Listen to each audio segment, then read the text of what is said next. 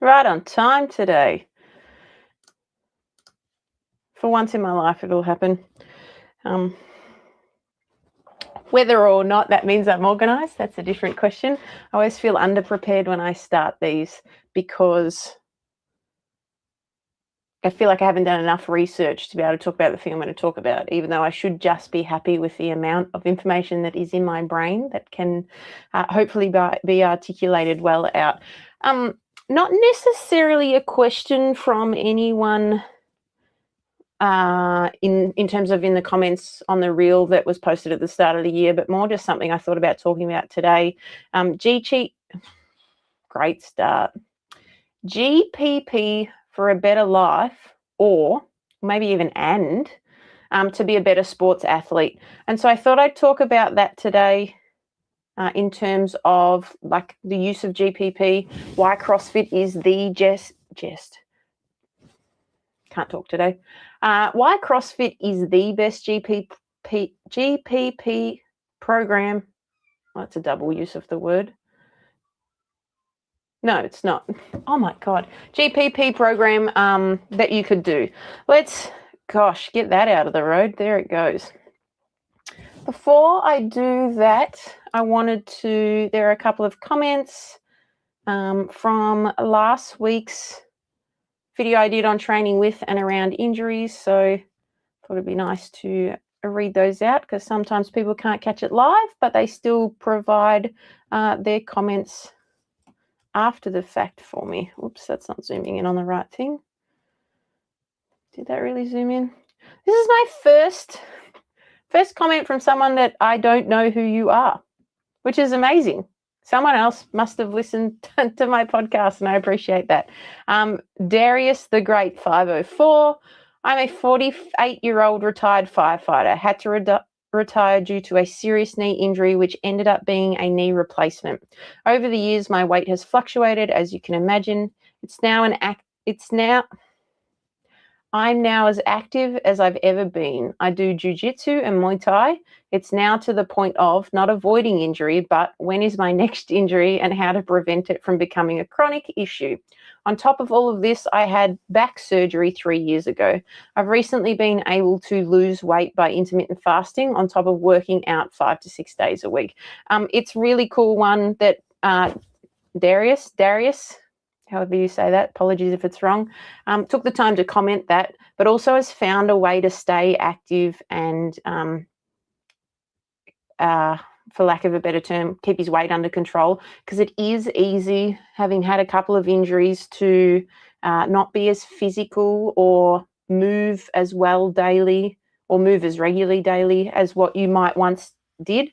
And so your ability to maintain your weight at the normal eating that you might do tends to switch to that now being a calorie surplus, and then therefore over a period of time a bit of weight gain with that. So I always enjoy hearing how people have progressed out of or through their injury and back into something that they can consistently do, because at the end of the day we want to be active for the rest of our lives if we can, and if we can do that consistently without getting re-injured, then that's going to be the simplest way to do it. As he says, though, not avoiding injury, but when his next injury happens, how to prevent it from being chronic.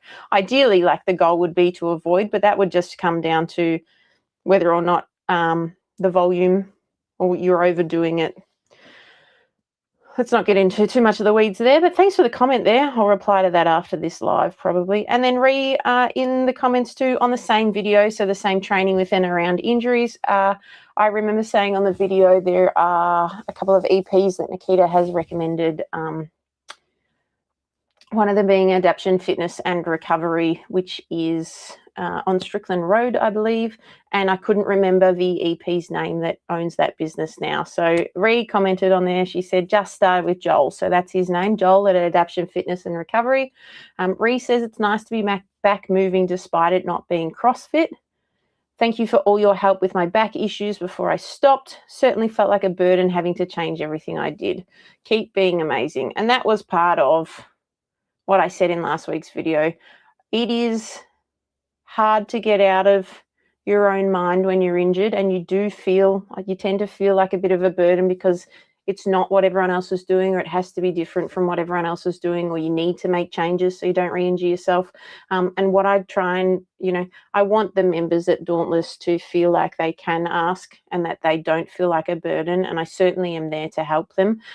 So supporting Ree while she was at the gym with her back, even though sometimes it does feel like the same suggestion.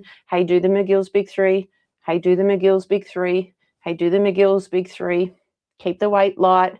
Let's restrict the range. Quite regularly saying that, because it's just that reminder over and over again. Hey, we don't want to make this worse. We want to make this better. So hopefully she's having some success with Joel at adaptation, and can progress through that back injury that she's got.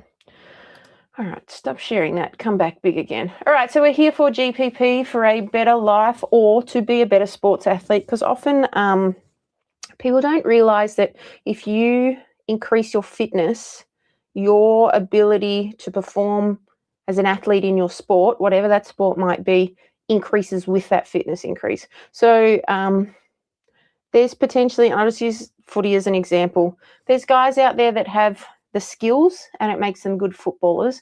Maybe they don't have the fitness.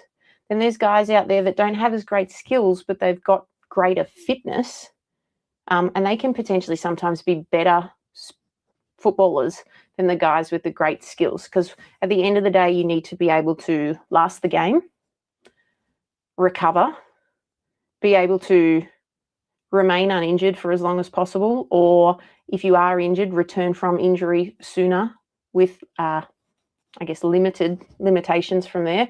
And so part of being a good sports athlete requires some or a high level of fitness to go with it. The greater your fitness, the more useful that is to your ability as an athlete, even if maybe you're not the most skilled person, and or talent, for lack of a better term. Someone who's talented but doesn't have fitness can be overtaken in terms of elite performance or star performance if they have fitness with not as much talent, because hard work beats talent, but talent is certainly useful if the hard work is there as well. Pete says, thanks for listening, Pete. Burpees are a great point for footy players. They certainly have to get on and off the ground regularly. The better they can do that. I mean, I would even say it like this. It's such a simple thing to think about. We always talk about, we joke, imagine if when you went and saw the doctor, part of your doctor's checkup was, how quickly can you do 10 burpees? Can you even do 10 burpees?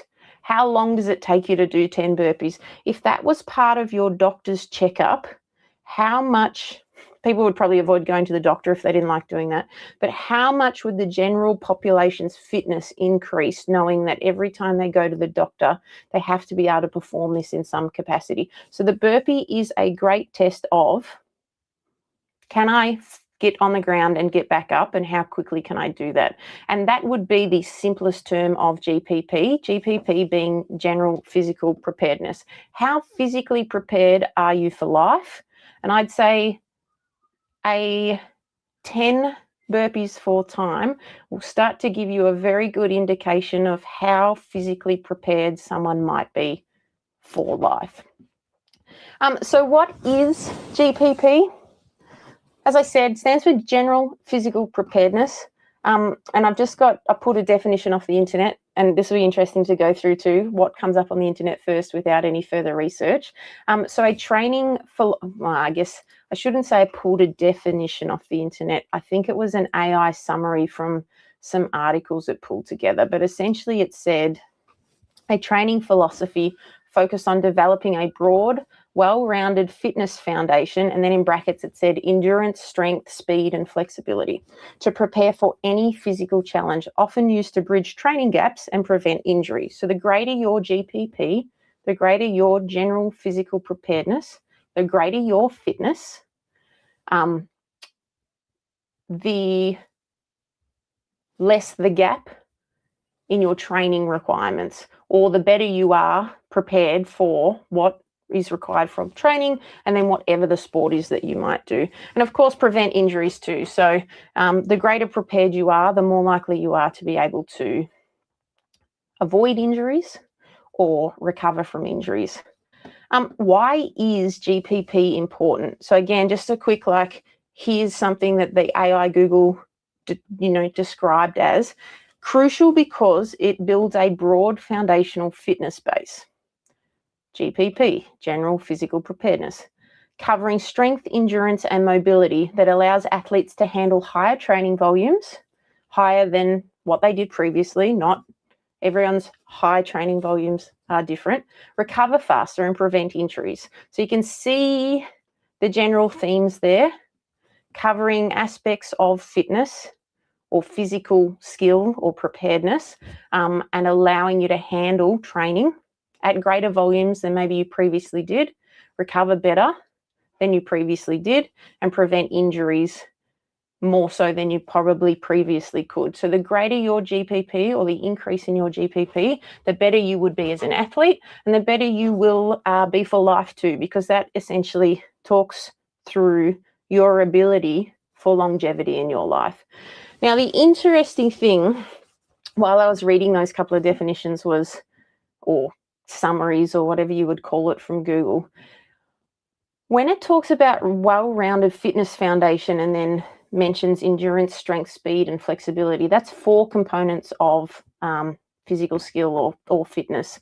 And it's interesting because CrossFit brought in their 10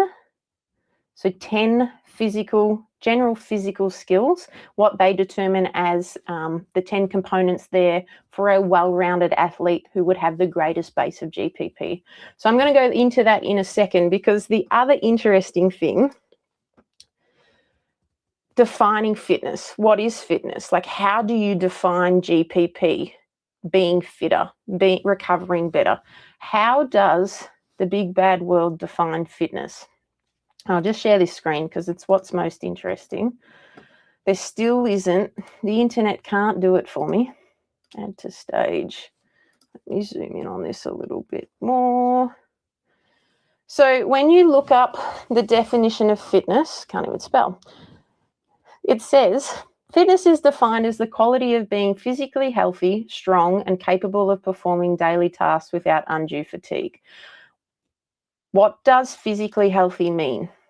What does strong mean? What does capable of performing daily tasks without undue fatigue mean? What do those things mean, and how do you measure them? I think if you look up, what do they call it? The dictionary, Oxford definition of fitness, the state of being physically healthy and strong. Again, what does healthy and strong mean? It sounds quite subjective to people when there's not parameters placed on it. And so over 20 years ago, Greg Glassman came in and said, I can't believe there's no definition of fitness. How do we measure this thing if there isn't a definition that is measurable that we can measure it from? And so rather than waiting for someone else to come up with a definition of fitness, Greg Glassman took it on himself to define it. And that was, I guess you could argue, the start of what is CrossFit or what is fitness. CrossFit's definition of fitness is work capacity across broad time and modal domains. So work capacity, what can you do? Broad times, short, medium, and long duration. So not just one specific duration, but broad across all time domains, and then broad also across modal domains. So run, jump, move weight. In the CrossFit space, you could think of that as monostructural, gymnastics, and weightlifting, and a combination of all of those things. So what is your capacity? What can you do across short, medium, and long with a mixture of different modal domains? Mixtures of running, gymnastics, weightlifting, skipping, gymnastics, weightlifting, rowing, gymnastics, weightlifting, and mix them up as much as you want. Doesn't have to be all three together. Can be one by itself, can be two of the three, can be a different two of the three. And so CrossFit defined fitness in that way. Work capacity across broad time and modal domains. Measurable. What can you do? What did you do last time? How much weight did you shift? A simple, really simple example, obviously, is the benchmark girls or even the hero workouts. You can get a time from that, and then over time you can see whether or not you improve in those areas. Even simpler term, because it's probably more understandable for people, a 5K run, while that's measurable, is just one portion of this.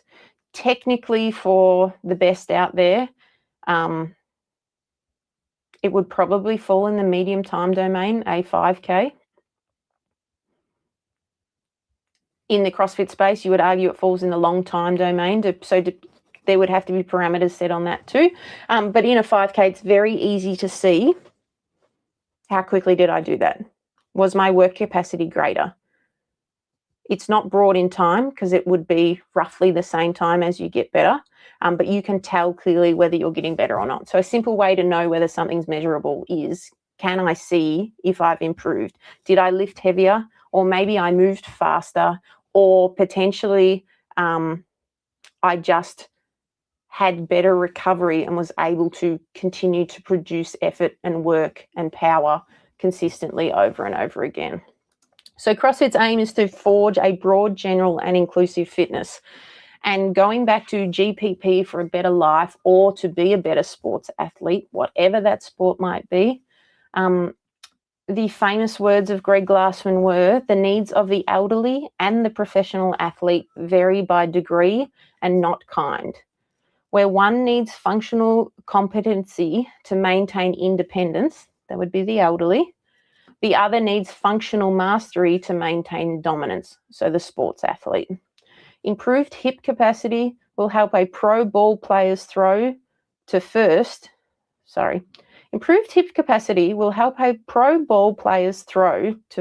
base. It will also reduce the chances of grandpa falling in the tub. The squat is the perfect tool for both. So that's a Greg Glassman quote. The most commonly known part of that is that first sentence, the needs of the elderly and the professional athlete vary by degree and not kind. And it's that simple. When we talk about the stimulus or when we talk about intensity based off the stimulus required for the workout, intensity is relative to each individual. The 18-year-old CrossFit Games athletes can hit a different intensity. Sorry, I've jumbled up my words here. Intensity is relative to the person. The stimulus allows the person to work out how they apply themselves to the workout to hit the intensity guided by that stimulus.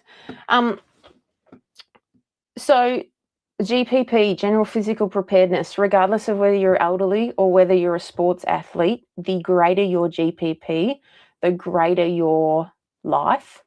For the elderly, it's longevity and independence through life.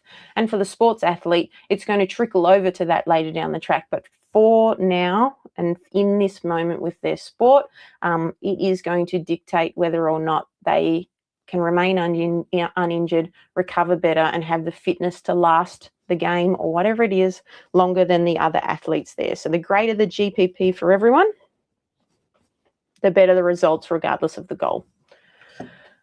From there, I'll just come back here. Pete said, take a knock, hit the ground, get back up and get the ball first. That's right. So essentially, that's the burpee for a football player. If we were talking about an elderly person, a burpee would be, I fell over and I can get back up. And for a lot of elderly that have lost a lot of functional capacity, it's much easier to get it back. It's easier to get it back than I think they think. It does take effort to get it back though, but if you've lost functional capacity, it's not gone forever. Just like fitness, if you lose fitness, you can regain fitness back, get fitter, same thing. If you've lost functional capacity, that is fitness. you can get fitness back, you can get functional capacity back. So on the flip side of Pete's comment there about the burpee and the football being just getting knocked down and getting back up, a great example would be Mark. Mark is 76. Mark still plays tennis once a week. Mark told me a couple of weeks ago that while he was playing tennis, he tripped and he fell onto the ground trying to hit a backhand in tennis. So I don't know whether his foot caught the ground or whether he tripped on his own foot. And I said to him, "Did you get straight back up?" And he said, "Yes." He didn't even have thought about it. He was back at the gym the next day. He kept playing the tennis game that night. He had no issues with it. But the difference between Mark, the 76-year-old man that has a really great level of fitness, so his GPP is high compared to many, many other 76-year-olds, means that for Mark, tripping and falling is a burpee for him. Falls down, gets back up. For many other people, they might trip and fall in their house, or they might trip and fall out on the street. Let's say the ground is uneven. If their fitness or their GPP or their functional capacity is quite low, for many elderly, that can end up being trip, fall, broken hip potentially, and then loss of independence completely, and generally ending up needing care or ending up in a home from that point because they just don't recover from having broken that hip. So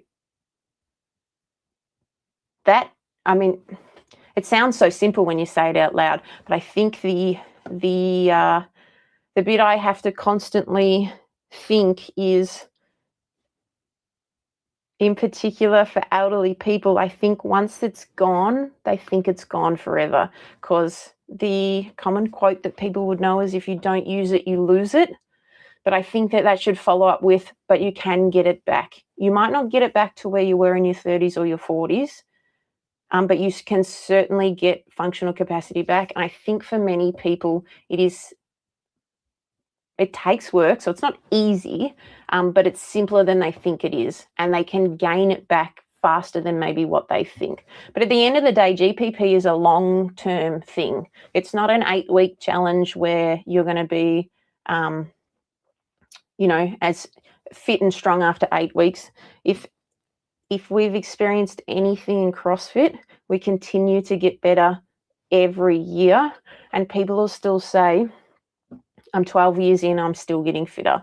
I'm 12 years in, I'm still getting stronger. I'm 12 years in, I'm still getting better. It is a long-term commitment and a long play for longevity, more so than it is a quick, like, I'm going to get fit during this 8-week challenge and then I can stop doing something. Because that's where that, if you don't use it, you lose it, it comes in. But you can certainly go through a 12, 15, 20, 30-year journey of ups and downs and progressively just be getting better over time, just like the stock market. Used a similar example last week with the injury recovery. It's not just a straight line, fitness gets better and better and better. At some point it plateaus out. Diet and nutrition can help change that or increase your gains again. But it is more a roller coaster. But 10 years ago to now, generally, the trajectory is up. Now, in terms of the 10 general physical skills, so there's a couple of examples that I read out earlier on. Matt said, I missed the start, but I'll catch up while I'm on the road. I was just talking about different definitions of fitness, or what like Google AI pulls together for me. And many of those things mention a couple of components of physical skills. CrossFit actually has, where's this screen? Let me zoom in on this. Oops. Will it zoom in or not? The 10 general physical skills. So CrossFit proposes, and I think these came from Dynamax. Dynamax are the original people who made the med ball that we throw to that target. CrossFit proposes that there are 10 general physical skills any fitness program should develop. So if your fitness program isn't developing all 10, it's probably leaving some GPP on the table. Those 10 skills are cardiovascular or respiratory endurance, stamina, strength, flexibility, power, speed, coordination, agility, balance, and accuracy. And as an athlete, being competent in all 10 of these skills dictates how good you are, essentially. A program that develops all of them develops a good athlete or a great GPP base.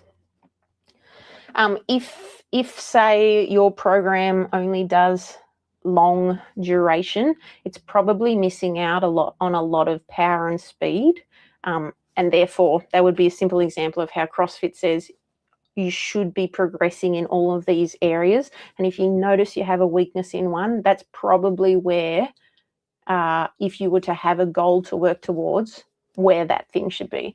Now, in this image that I've got on the screen, I'm trying to get it to, oh yeah, it does zoom in a bit more. Here we go.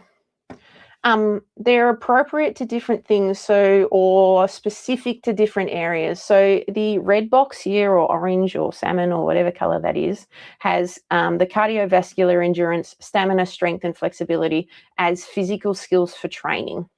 In the center, in the blue, power and speed fall into both training and practice, so can be increased through the training environment, but can also be increased through the practicing of skills. And then finally, on the green side here, coordination, agility, balance, and accuracy. This is more specific in practice, and these areas are built through practice more so than they are through training. And I guess the simplest way for people who do CrossFit to understand that would be, are we doing skill work or are we doing the Metcon? If we're doing the Metcon, metabolic conditioning, that would be deemed more training. And if we're doing skill work, whether it's strength or gymnastic skills, that would be more practice. And that's where these things fall. But generally speaking, in CrossFit, you want to build up all 10 areas, which is why taking some time to practice without the intensity, taking some time to practice without the load is important, because it helps develop coordination, agility, balance, and accuracy with many things that we do. And then also power and speed can be developed in that way too, not just in the Metcon portion of things. So it's interesting it's one of those things where when you look up what is fitness or how to get better at fitness, it might mention a couple of these, but it doesn't necessarily mention all 10. But if you want to be the most well-rounded, the best GP, all 10 of these aspects are appropriate, or should be the goal. And an article I read just summarized it as the best athletes or the best indicators of longevity. And I guess that's the thing too. It's like coming back to that statement of CrossFit, the needs of the elderly and the professional athletes vary by degree and not kind. It's the same thing here. It's like, is the goal to be the best athlete, or is the goal longevity? And regardless, the same answer responds to both areas. Having a balance across all 10 general physical skills will probably dictate whether you're the best athlete, having a greater balance, being not weak in any one area, and the same thing applies to longevity. So for the elderly, or even not the elderly, but people who are untrained or not physically training. So GPP for a better life or to be a better sports athlete. Essentially, it's for both of those things. And I think what gets lost a lot in outside of the CrossFit space is that if you've got kids that are in sports, it's quite often that they want sport-specific training. And then that gets confused with strength and conditioning. And strength and conditioning should be GPP, but often people think, I want strength and conditioning specific to my sport. But in fact, sport-specific training should be skill development for the specific sport. So it's football, it's being able to mark the ball, it's being able to kick the ball. Strength. Whoa. I've got Pedro talking in the background randomly. That was crazy. I don't know if you heard that or not, but it's stopped now. Skill-specific training in football. Marking, kicking, tackling, like working those things, and that's what training's for. Training shouldn't be to increase your fitness. It might assist in increasing your fitness, but football training or netball training or soccer practice, whatever it might be, whatever the training is that you do with your team, that should be very much skill specific and sport specific training the skills. Your fitness should be built up around that. So through GPP, and GPP is strength and conditioning, and in the CrossFit space, we believe we have the best GPP program because we focus on all 10 of those physical skills and not just 2 or 3 or 4 of them. And so if you're an athlete or you have kids who want to be athletes and they aren't doing a general strength and conditioning program, they're probably leaving a lot of fitness, but a lot of ability on the table. And if their strength and conditioning program is really basic strength work or even hybrid style, there's even they're even leaving fitness on the table by not participating in what is more CrossFit style training. So mixed modality workouts, long, medium, short, a mixture of all of these brings up every system in the body that works while we're exercising and builds our capacity by varying it across days, lengths of workouts, and movements used in those workouts. So if you've got a kid that's got a lot of talent and they're not doing a lot of fitness, they would really exceed everything, I would argue, if they bought in a good GPP program or attended some CrossFit classes outside of their physical training. So I don't know if there's anyone else in the chat or listening that's got any questions. I kind of was just reading an article today about that. I think I put it in the link of the YouTube, and it just made me think, why don't more people just use CrossFit as their GPP? Constantly varied functional movements executed at high intensity, work capacity across broad time and modal domains, do various things, change it up, varied, not random, and watch your fitness improve.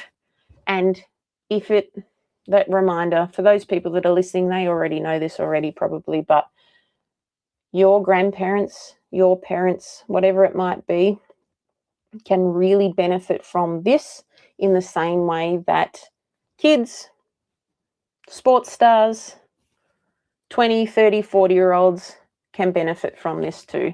So it is one of those things. If you're not sure, how would I pose this? If you know someone who maybe is on a sports team, but they're not the star of the sports team, but they're still pretty good, encourage them to do CrossFit for 12 months and see what happens to their sports ability from doing 12 months of CrossFit. And it doesn't have to be 12 months of 5 or 6 days a week CrossFit. It could be 12 months of 3 days a week CrossFit. But if you know someone who's not the best in their team, but they're still pretty good, and you think that they could be a superstar, start there. Invite them to come and do CrossFit. Buy them a Kickstart package. Start with 8 weeks. After 8 weeks, encourage them to continue to stay along. And let's just see in 12 months' time where they're at in terms of their fitness and their skills in their sport with their team. Because I've heard some people who play netball, maybe they had a few years off, they hadn't played netball in 5 years or so, they came back, they've just been doing CrossFit consistently, pre-season training, brought their netball skills back up to where, maybe not quite where they were when they were playing consistently beforehand, but by the end of the season, they had won their, what's it called, best and fairest. And people said to them, like, what do you do to stay fit? Well, we do CrossFit. And it just goes to show that if you're only using, and I'll just use the netball as the example now, Tuesday netball training and Thursday netball training as your fitness, and you're not applying any more GPP to that, outside of that, you are leaving a lot of fitness on the table and potentially like opening the door to injury throughout the season just because your body is not as prepared for the impact or the volume or the load that might come with that sport. So yeah, GPP for better life, GPP for better sports athletes. The more people doing constantly varied functional movements executed at relatively high intensity, the healthier the people are out there. Thanks so much for listening. Pete said, regain it if you retrain it. That's a nice way to look at it, Pete. So if you don't use it, you lose it, and you can regain it if you retrain it. So if there's someone in your life who's stopped exercising, encourage them to come along. Start, easy and slow, but ease back into it and just see. Gosh, I say 12 months because, hey, at the end of the day, it's a long-term thing. But if it's only 2 months that you can convince them to come back in for, they will still see improvements in that time. And hopefully that's enough to convince them to stick around longer. Thanks for listening. I hope you got something out of this. Like I said, it wasn't one of those questions that anyone asked specifically, but I was just reading an article about it and I thought maybe I'll talk about that too. The CrossFit methodology is the best. If you've never read the level 1, you should go read it or listen to some journal article discussions or just ask me questions and let me spew my words out to you. Ree's in the chat too. Great topic. Thanks so much, Ree. The girls, even Blair, think about this for Blair too. It's like if she loves her soccer, doing some I was going to get into, I won't rant for too long now. I say it's good for young kids. If anything, though, playing more team sports is also essential. And then as they get older, maybe like 16th plus, maybe they picked a sport they really like. And then that's when it's probably better for them to have a GPP training program or a strength and conditioning training program alongside their one sport. I would say if you've got younger kids, that are playing multiple sports, let them keep playing their multiple sports. The benefits from learning multiple sports and being part of the team sport environment will pay off. I don't know what else I was going to say there. They'll just pay off. Essentially, let kids be kids. Let them train in teams, let them get exposed to a variety of different sports. And then once they decide maybe there's one that they really want to go all into, when it becomes more specific in that sport, that's when the GPP program comes into play a bit more. And in the famous words, 100 words of fitness in there, it says regularly learn and play new sports. And with that, we tend to stop doing that as a kid. We stop wanting to learn new skills. We stop wanting to learn new sports because we don't want to look silly, not knowing what we're doing. So the longer you can encourage your kids to try different things, learn different things, and then find something that maybe they want to focus more of their time on, that would be more beneficial for the younger age than coming into a GPP program early on, in my opinion. Ree says she's been wanting to do CrossFit for years now, loves the gym environment. Yeah. And even like something like gymnastics is a great way. So kids can get away with doing more because their parents drive them around, their parents cook for them, they don't have responsibilities, they can sleep. But doing soccer, that's monostructural training. Doing gymnastics, if she's interested in that, that's gymnastics training. And arguably, for her, the gymnastics is going to give her more benefit towards weightlifting than lifting a barbell would. But there are always, like the things you're doing, Blair could easily join in on. If you've got a light dumbbell or kettlebell and you're doing squats with it, there's nothing to say she can't join in that either. But it's cool that she's been wanting to do CrossFit for years now. Maybe we'll see her one day.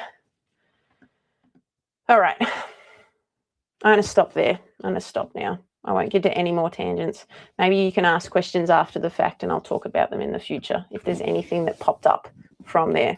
But thanks so much for listening in, guys. For those of you who commented, I appreciate it. If you listen in afterwards and you want to leave a comment, I will also appreciate that.